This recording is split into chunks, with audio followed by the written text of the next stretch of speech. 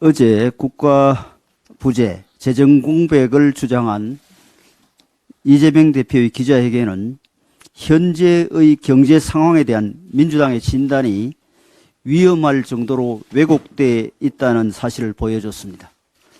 무엇보다 고물가와 고금리로 인한 민생의 어려움을 이야기하면서 재정을 확대하자는 주장은 모순투성입니다. 현재 전 세계에서 진행 중인 고물가 현상은 코로나 팬데믹 당시 각국이 펼친 확장 재정 정책으로 비롯되었습니다.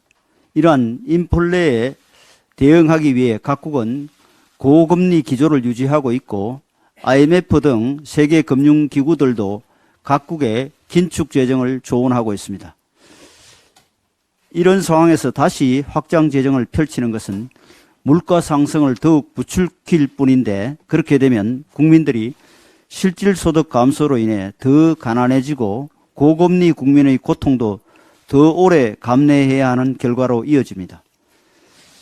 당연히 국가의 지원이 필요한 일부 계층을 제외하면 대부분의 국민에게는 약간의 현금성 지원을 받는 달콤함보다 고물가 시대를 살아가는 고통이 훨씬 클 것입니다. 따라서 하루빨리 고물가 현상을 끝낼 방안을 찾을 생각은 않고 국민 고통을 이유로 세금을 더 풀자고 하는 것은 조삼모사만도 못한 주장입니다. 올해 예산안에서 정부가 건전 재정 기조를 유지하면서도 소상공인, 청년 지원 예산과 복지 예산을 선별적으로 늘린 이유는 시장의 인플레이션을 부추기지 않으면서 소득 재분배라는 재정 정책의 기본을 지키기 위해서임을 거듭 강조하지 않을 수 없습니다. 또 민주당은 계속 R&D 예산 감축을 지적하는데, 지금의 R&D 예산 구조조정은 문재인 정부 당시 예산 확대에만 급급해서, 다시 하겠습니다. 문재인 정부 당시 예산 확대에만 급급해 초래된 비효율을 바로잡으려는 것입니다. 어제 윤석열 대통령께서는 구조조정을 통해 R&D 취지에 충분한 예산 지원 시스템을 만들고 그 규모 또한 재임 중에 대폭 늘려나가겠다고 확언하셨습니다.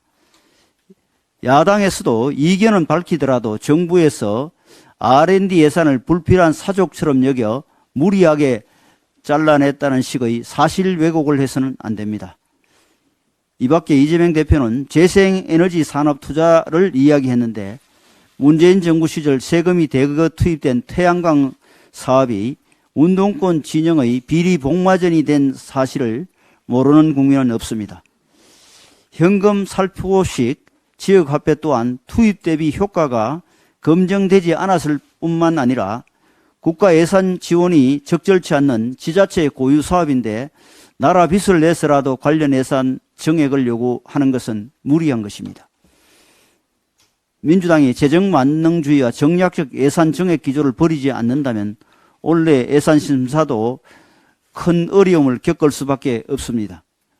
어려운 경제 상황을 타개하고 국민의 생계를 지키는데 현실적으로 도움이 되는 제안이라면 우리 당은 얼마든지 민주당의 주장에 귀를 기울일 것입니다. 그러나 말만 화려하지 사실은 국민에게 더 큰 부담을 지을 뿐인 사이비 경제학을 지난 정부에 이어 또 실행에 옮길 수는 없습니다.